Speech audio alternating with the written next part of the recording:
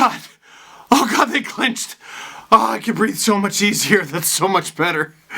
Oh, you're mad about the hat, aren't you? What'd you think it was gonna forget my name? Hi! Victory Puppy! I have no idea what I'm doing. God, this team is ruining my life! And it's alright, and it's coming along. You're supposed to follow me! Ow! At least my fly's up this time! You get some more! You get some more! Oh, Charlie, you keep fumbling it! What are you, Robin Leonard? Callie Rosen, first career gold, too. Here you go. Oh, yeah! Oh, they're just gonna get smoked by bots? Listen, Islanders might get smoked in the first round. Leafs might get smoked in the first round. They might not. They're both at the flagpole. This was the mission at the beginning of the season. Now, Season 2 starts. The regular season is not done yet. They have clinched a playoff spot. Now it's about refining. And tonight was a great night of refining. Let's talk about the game. I am going to sit down finally. Leafs win! 2-1 over the New York Islanders in Long Island. He's a Leaf! Tavares with the game winner, the dagger, the faca. Calm down, it's Portuguese for knife. Get cultured. Look it up, Google, help me. Faca. In grade 5, a Portuguese kid told the entire class that, and we were so excited because after all, school is about learning. Can't get me in trouble, teacher. It's not the F word, it's Portuguese for knife. My friends, let's talk about the game. Full disclosure, Adam Wilde came over just before, my voice is already hoarse, this is bad. Adam Wilde came over, my podcast mate, came over just prior to the game, and we shot a video, and we had a coffee together. And as the game progressed, I realized it was too late to be having a coffee. And I was too excited for this game. Islanders fans, if I were you, we gotta do this segment, and it's gonna be more of a discussion between fan bases. Listen, from all the tweets I've gotten, because I've said watching games on the road is fun, you guys are awesome. You're a fun bunch. You can yell and scream all you want, as long as you stop short of, assault. And a fan base of hundreds of thousands should not have to answer for a couple idiots. But guys, you were there in the final 5 minutes of the game. You were there at the beginning of the game. Where'd you go? Part of what was missing in this game for the Islanders fans. And I had a few people tweet me, well, the Islanders, they already clinched a playoff spot, so it was meh. No, I think it still means something to them to play the Leafs. It sure means something to the fans. And it was so good. Finally getting a Freddie start, although for the love of God, we couldn't get a healthy lineup. Morning skate, Mike Babcock's like, yeah, Janssen and Muzzin missed. One's got chills, one's got food poisoning. What? That's it? You don't know what? What's one of them? That's not very descriptive, Michael. Who has what? This is bananas, because it's been for like a month now where at least one person, which means at least half a dozen people on the team, have been sick, like badly sick. And food poisoning is no joke. I'm gonna hazard a guess that it was Yanni, because he missed the game, but the Leafs do have some reinforcements. Kapanen takes Janssen's place on that line, or Willie and Cappy, I couldn't tell which was which on the wing. One guy was the left, one guy was the right, but it was chaos. Moore gets back into the lineup. Travis Dermott back in the lineup, but we already knew that. Callie Rosen. Oh, what a breath of fresh air. But I'm getting ahead of myself. Islanders fans, you're at the flagpole. We're at the flagpole. This is what we both wanted.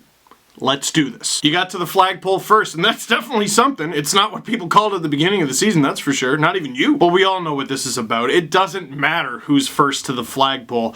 All anyone cares about is who's last. You might want to look over both shoulders. I know Leaf fans are. There's a few other teams here. It's going to take a lot. It's going to be really hard for both teams, but if they pull it off and have a May matchup, I think it could be the stuff of legends. Congratulations to the New York Islanders on making the Stanley Cup playoffs, and hey, Leafs fans, they're there!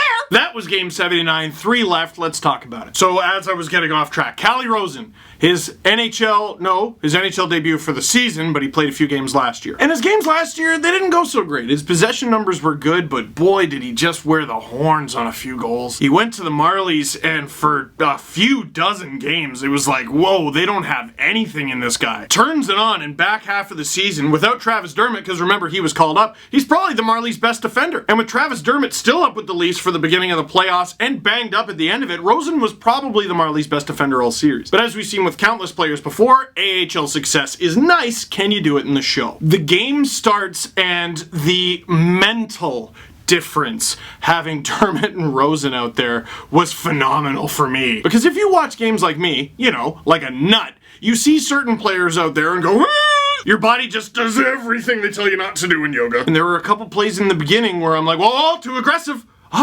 What?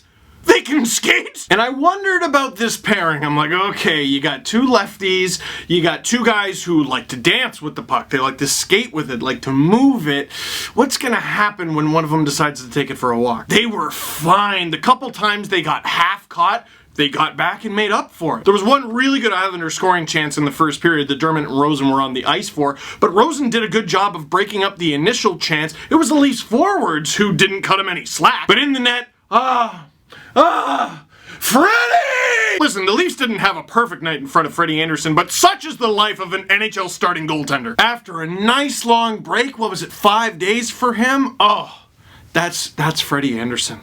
Oh, for crying out loud, thank goodness. And the Leafs didn't have a bad start, but the Islanders were getting more shots on net. I think the shots were 6-9, which isn't bad, it's nice. But the Islanders just kind of stagnated. They stayed at 9 for a while. The Leafs were out shooting them, and on the period, they outshot them 16-12. Part of that aided by the fact that the only penalty of the period was a Tom Kuhnhackl holding penalty on number 91 for the Toronto Maple Leafs, John Tavares. Tavares, I've committed to the Portuguese thing. But as for the shots thing, get a load of this. This tweet from Born Ruffians, I didn't check it for myself, I just trust things that bands send me on Twitter. Leafs have outshot their opponent in the first period for the past 6 games now. I don't know why I'm telling you this, I just like it. Starting on time and whatnot. Results be damned. Well, the funny thing is starting on time gets you results. If you do it often enough, they don't always happen for you, but they did in this one. And Islanders fans will say it wasn't a very good call. Listen, it wasn't the strongest, to be honest, but as I've been saying in these videos for a few years now, even if it's soft, if it affects possession, they're gonna call it. Dude, they'll let all kinds of stuff go. Hooking, slashing, roughing, tripping. If it's behind the play and doesn't affect anything, if it affects possession, they're gonna call it. And that's what happened here. Tavares would have got the puck no problem. Ultimately, it didn't matter because the Islanders killed it. Robin Lehner was spectacular as he has been all season. And it's 0-0 after 1, which, after the last game, I'll take it! And the Leafs get rewarded for the good play in the first, early in the second. Hey, here's a tweet from Mike Stevens. Rosen's shot generation as a blue liner is absurd. Had 159 shots in 62 games last season, first on the Marlies in shots on goal per game, and 132 shots in 54 games this season. Most, obviously, come from the point, which is something the Leafs lack and need. Sure enough, just a simple dump-in play from the third line of Kadri, Brown, and Marleau, which I thought looked great in this game. Rosen gets it at the point, throws it on, and beats Robin Lehner. A huge difference between this season and last season is he gets up and he goes, oh, but he doesn't break his stick. That must have tipped something. It had to have touched something. But Calle Rosen, in his first game of the season, just 5th of his career, gets his first NHL goal. He got one. I think that does something to a player, man. I know his job is to play defense, but it does something. Now, all right. That's out of the way. It's a memory you have for a lifetime, a receipt that makes you feel like you belong, a trophy for your mantle, and more realistically, just a puck that you put some tape around, write some things, look at it for a week, and then throw into a bag, never to be seen again. But I think it gives the player a lift, and I think it gives the team a lift. And I was gonna say recently, that's what the Leafs have lacked. And it's not the Leafs' fault or anything, but I think he's only the 3rd player on the Leafs to score his first NHL goal this season. Ozhiganov got his, but that was ages ago. Trevor Moore got his, but that was ages ago.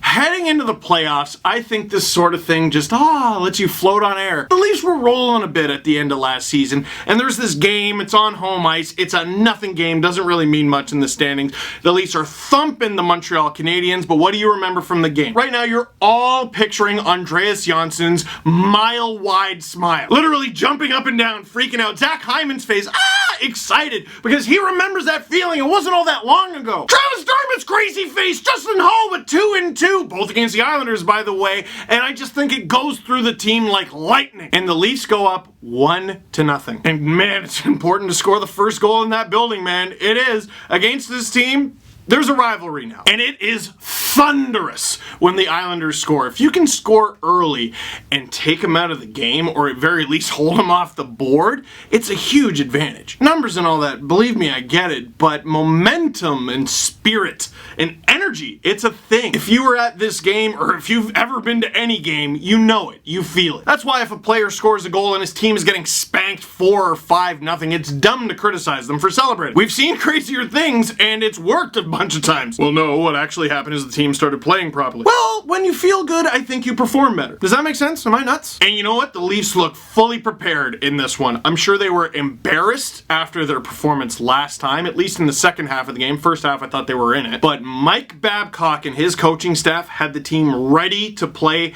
and honestly, it was one of their most complete games of the season. They had their scoring chances. They could have had more. The Islanders did find a way to penetrate to the front of the net a few times, but for the most part, especially in the neutral zone and along the half boards, the Leafs sticks were merciless tonight. Poking at everything, not panicking, not just whacking the puck down the ice or into the feet of another player. That did happen once or twice, but for the most part, methodical, precision, these little short passes, no jitters. If these are the Leafs who show up in the playoffs, we're not going to have any problem. But let's not pretend. The penalty kill had to be amazing in this game, and amazing in the second. And here's how it went. Matthews blocks a shot, and he looks in pain. Leafs have a penalty, kill it off. Riley, penalty, goes to the box. They have to kill another one. Luckily, they managed to kill it. The forwards were so good. Hyman, Marner, Brown, Cappy. I've liked Ron Hainsey lately, and he made a great play to break up a scoring chance, either in the third period or the second. But in this game, his lack of foot speed was really obvious. When Gardner comes back into the lineup, and it looks like when, not if, and that pushes Hainsey down into a little bit of a more reasonable role, oh boy. It's going to be real interesting, man. It's going to be interesting. The Leafs are going to have to basically make it up as they go along, because they've had their optimal defense for like, what, 4 or 5 games this season after getting Muzzin? But he's getting used to a new team. Gardner was playing hurt, then he was out. Dermott got hurt. Muzzin playing hurt. Oh, and let's not forget Rosen hurt. We might not get to see the Leafs defense the way Kyle Dubas built it until TD Garden. Sorry, I'm going all over the place. I'm so jittery. Anyway, the Leafs with those 2 huge kills, but a side effect, an unwanted side effect of all of that is Matthews actually just got to sit for a bit. And good news, despite the block shot, and give Babcock credit, despite the penalty kills, Matthews played 19 and a half minutes in this one. Actually, very interesting development over the past little while, because it seemed obvious that Tavares was the undisputed #1 center of the team, at least in Babcock's eyes. Recently, Matthews' line has been getting the tough assignments. Leafs outshoot the Islanders 11-9 in the second, and we head to the third.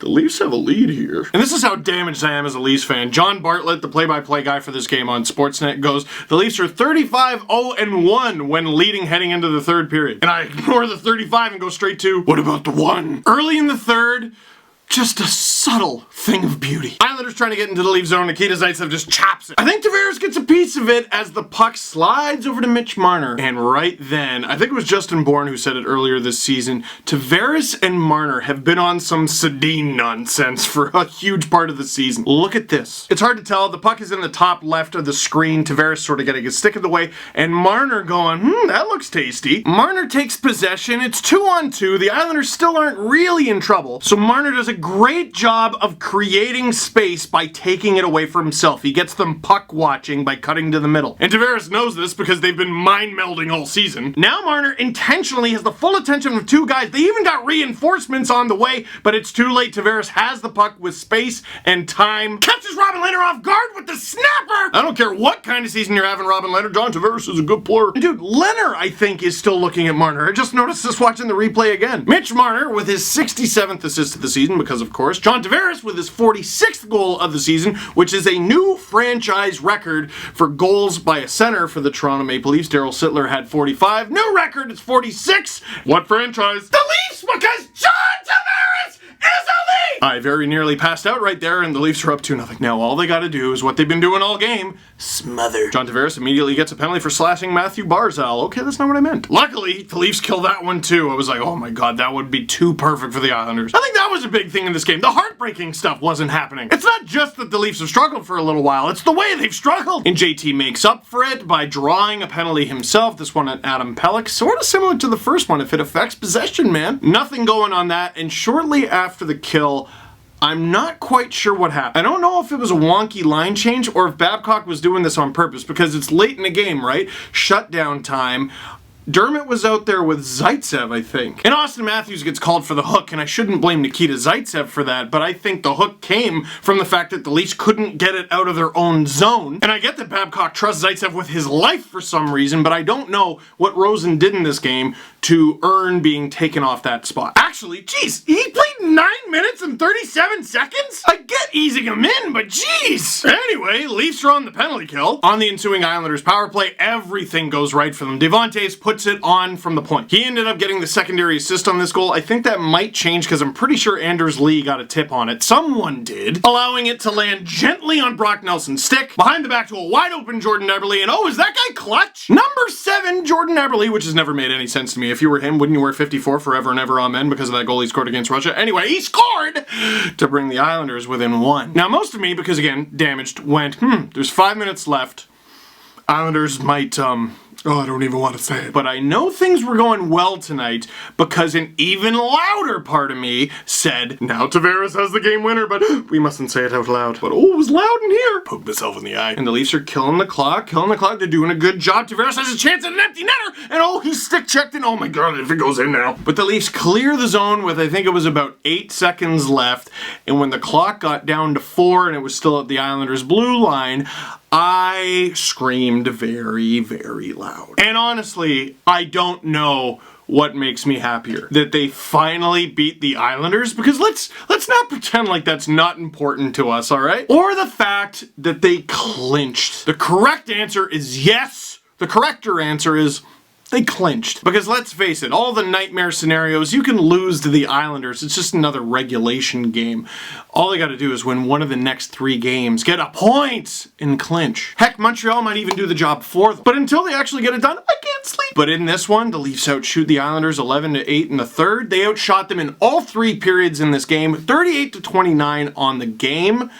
It was an amazing performance, using basically 5 defensemen. Everyone contributed in their own way. Kasperi Kapanen knew his new role in this one. 6 hits. The next closest Leaf was Tyler Ennis with 3. Despite a little bit of power play time, Patrick Marleau only played just under 11 minutes in this one. Babcock managing those minutes. Kadri stepping up the grit. Maybe don't take a penalty, but he's got the right idea. And Kadri tied with Nylander, Hyman, and Kapanen. Kapanen had a really active game with 3 shots on goal. Actually, Zaitsev had 3. Riley had 4. Muzzin playing 20.5 minutes despite having something. And Freddie looked like Freddie. The one goal he got beat on was a bit of a fluke and just a no-chancer that he almost had a save of the year on. Didn't allow a goal at 5-on-5. And I tried this positive thinking thing during this game, but tomorrow against Carolina might be rough. But tomorrow is going to be the second half of a back-to-back. It won't be Freddie, it'll be Sparky, and a little bit of fat and happy going on. They clinched. But why stop there? Muzzin, sit him.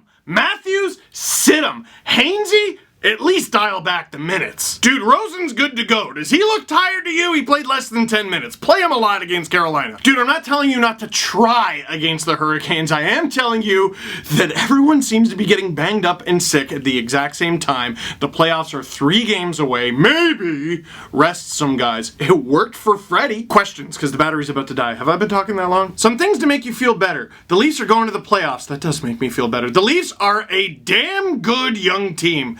You have 98,300 subscribers. I'd feel better at 100. John Tavares is a Leaf, and my victory puppy says hi. Ruff! Victory Pepper? No, Mike. Mike is the guy who donated $10,000 to Easter Seals, and I am eternally grateful, but he made me eat a pepper, and he sent me a video of him eating a pepper, and it was disgusting. Speaking of victory puppies, this is dope. Just want to show you. Happy with your ex now? Dude, you don't understand. Having that X, that beautiful X, next to the Leafs in the standings, whether they have home ice or not, like, can't you just, don't you just feel, can't you just take in more air now? I know I can. Imagine how the Leafs feel. So I gotta cut it off here because the battery's about to die. I just did 4 book signings in 4 days. I couldn't possibly do it justice in these videos.